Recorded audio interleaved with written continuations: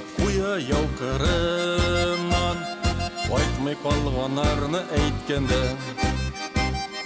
Ик солдаты исімің ұнатылмады, сінің яши мәрмәр хайкелде. Жеңіл таңы қобатлана хаман, исен қалған арвадан болып. Бәйрәм күнін қаршылы біз дуслар, ортақ шатлық, ортақ жан болып. Сіз Рахиля апа, біз Мәскеуден келдік. Біздің түркіміміз штаб татар Москвы деп атала. Бізде Мәскеуде бик көп татарлар жила. Бізде бик көп шундай танылыклы кішілер де бар. Біз сіздің турында бик көп ишеттік, һәм сізге қонаққа келіп, сіздің білен лично танышырға, һәм біздің турында сөйләргә дип келдік. Менә безнең календарьны сезгә бүләк итәбез, һәм бездән кичкенә генә бүләкләр Мәскәүдән. Бик зур рәхмәт кунак иткәнегез өчен. Бик шатбыз сезгә кунакка килергә. Киттім мен суғышқа. Ростовская область. Сальск. Кішкене шундай город бар. Білмейсіз? Ишмедегізді. Но из-под Сталинграда отступали, да. Сталинград освободили. Ничек беген это. Волгоград. Волгоград. Ну, сейчас Волгоград. Раньше Сталинград был, когда Ну да. освободили, попало в Сальске со Сталинграда. Да. Освободили Сталинград 2 февраля, а мен 23 марта и присягу приняла. Присягу приняла в госпиталь полевой, который двигался все время за фронтом. Вот. Освобождали Ростов, Сталина, Оленичек Донбасс, по-моему, да? Сталина, Ничек Беген. Донецк сейчас. Донецк. Донецк, да. Сразу двинулись за фронтом на границу с Польшей и перешли Польшу, границу у Бреста 31 декабря 43-го года или 44-го. 44-го года. Заняли корпуса монастырей. Монастыри были от Варшавы 4 километра. И расположились в этих корпусах, стали принимать больных, потому что оккупированная же была Польша. Они все попрятались в лесам, катакомбам, кто где мог. Вот мы их собирали и в госпиталь. И там мы основались, освобождали Варшаву. Варшава настолько была разрушена, что кирпичи, камни, завалы всякие, что ногой нельзя было встать на простую землю, потому что вот все мы это разбрасывали, доставали больных, собирали всех, кто жив остался, кто ранен. И там мы под Варшавой были до самой победы. Вот. Потому что больных тогда не было. Раненых некому было оставить. Они уничтожили всю интеллигенцию Польши. И врачей, и учителей, всех людей. Но дальше не. Я там же, в Польше, вышла замуж И с мужем уехал в Заполярье. Он военный был же. Его туда послали. Ну, и я с ним. Расскажи, как лечила его. А? Мужа как лечила, расскажи. Самолет сбили его. Летчик же он. Да, он бомбил города немецкие. Его сбили. Сбили. Ну, он успел катапультироваться, парашют. Вот. И там леса вековые под Варшавой, вот, были, там, где монастырь был. И он повис на дереве, пока не снял. Перебили ему руку, вот мы... У нас он лечился, а потом стали его... Да, руку перебили и нерв перебили. И это очень болезненно. И он в свое время кричал, все, больно ему. Ему откуда-то водку приносили, он пил водку.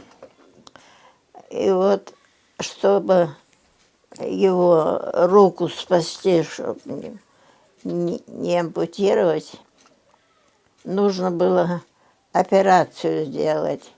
А операцию делает не каждый врач, а нейрохирург.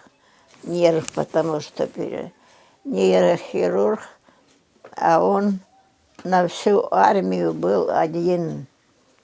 И вот вызвали этого нейрохирурга. Он приехал, надо сделать укол перед операцией, чтобы обезболить, чтобы он хоть не кричал, не дергался очень. Вот. А нам помогали монашки. Мы в монастырь заняли. Монашки, они вообще-то с медициной знакомые. Вот. И я была старшая, ну, как русская, как наша армия. Мы не успевали, нас мало было. Я сказала монашке, сделать ему укол перед операцией. Она пошла, оттуда пришла со слезами. Я говорю, что такое? Он, говорит, меня послал куда подальше, а для них это, знаете, как. И я ему не сделала. Я взяла у нее шприц с лекарством и пошла. Прихожу, он с головой, туда палата большая, зал, вот, человек 40, наверное, лежат. Я подошла, сдернула одеяло с него, быстренько сделала укол и ушла. А он спрашивает у больника, а что это было? Кто это был? Ему сказали, да тут такая маленькая сестричка приходила, сделала укол, операцию уже пойдете. Вот с тех пор он стал за мной ходить, ухаживать. Я пряталась и уходила. Домой хотелось, к маме.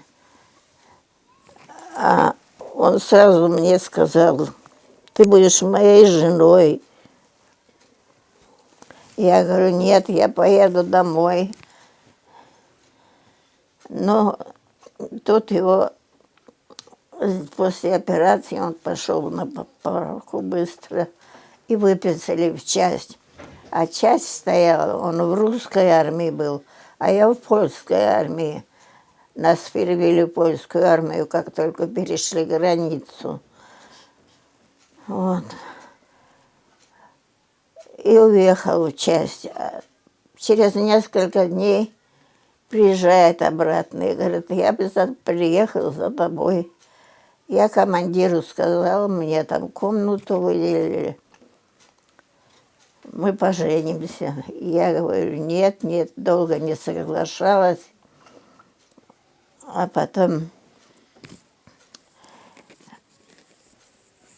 согласилась, не согласилась, а так, молча, пошла за ним. Мы пошли в Варшаву, там 4 километра пешком. Консульство было. Там очередь большая, война ж кончилась. Все старались зарегистрировать браки. Ночью наша очередь подошла ночью. Зарегистрировали нас. Обратно идти ночью опасно, потому что кругом эти поляки и власовцы уже были там. Нас оставили ночевать на каком-то складе с мешками. Что за склад был, не знаю. Но мы до утра там просидели, а утром пошли опять пешком в госпиталь. А там он ходил, рапорт какой-то писал, не знаю что. Сначала, не верилось. Вот. А потом, как началась пальба, стали все стрелять. У многих же оружие при себе было. Больные начали кричать, они-то быстрее поверили, а мы не верили. Стали кричать, выносите нас на улицу, мы хотим посмотреть салют тут. Вот так. Но тут, конечно, уже радости не было конца. Ощущения были, представляете, какие. Молодежь любить страну. Вот. Самое главное, чтобы был патриотизм. Какая бы там власть ни была, а страну надо любить. А то сейчас много молодежи разболтанная, всякая-то мишура. Ну, все хорошо. Будет все хорошо. Мы недаром столько потеряли людей, молодых, красивых, талантливых, чтобы молодец Путин, что он все-таки поднял нашу страну, а то эти вот Горбачев, Ельцин, все как-то не смогли они, не смогли. А вот он смог. Татар – это родное.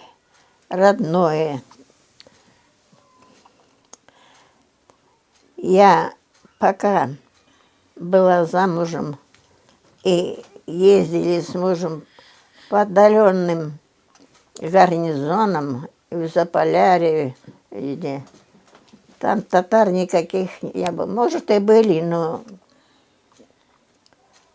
нет. Я разучилась разговаривать, забыла. А потом вот приехала сюда, в Пушкино, и Диляра меня, Дом дружбы, привела туда. Там собираются абеляр, бабушки, все татарки. разговаривали. А потом я поехала